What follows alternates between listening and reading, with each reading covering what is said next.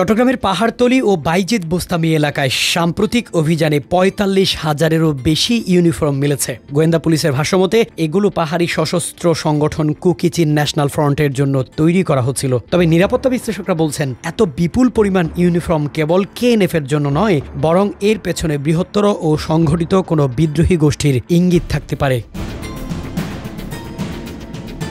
১৭ মে রাতের অভিযানে চট্টগ্রাম নগরীর বাইজিদ বোস্তামি থানার নয়ারহাট এলাকার একটি পোশাক কারখানা থেকে ২০,৩০০টি ইউনিফর্ম উদ্ধার করে গোয়েন্দা পুলিশ। এ পর্যন্ত ৩ দফা অভিযানে উদ্ধার হয়েছে ৪৫,০০০-এর বেশি ইউনিফর্ম। পুলিশের দাবি, পোশাকগুলো KNF এর জন্য তৈরি করা হচ্ছিল এবং প্রায় ২ কোটি টাকার একটি চুক্তির আওতায় এর অর্ডার নেওয়া হয়েছিল। তবে গোয়েন্দা সংস্থাগুলোর বাইরে সংশ্লিষ্ট পোশাক কারখানার কর্মীরা বলছেন ভিন্ন কথা।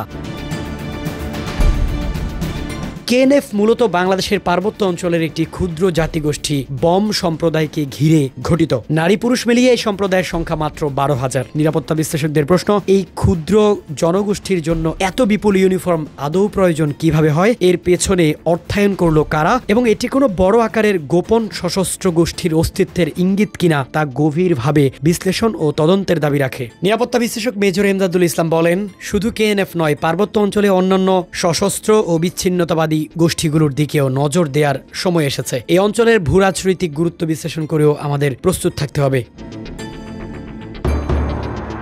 ইতিমধ্যে পোশাক কারখানাটির মালিক সহ ৩ জনকে গ্রেফতার করেছে পুলিশ। তবে গোটা ঘটনায় এখনো নানা ধোঁয়াশা রয়ে গেছে। ইউনিফর্মগুলোর প্রকৃত গন্তব্য, অর্থায়নকারী ও উদ্দেশ্য নিয়ে জোর তদন্ত চলছে। আইন শৃঙ্খলা রক্ষাকারী বাহিনী এবং গোয়েন্দা সংস্থাগুলোর জন্য এটি এক বড় চ্যালেঞ্জ হয়ে উঠেছে।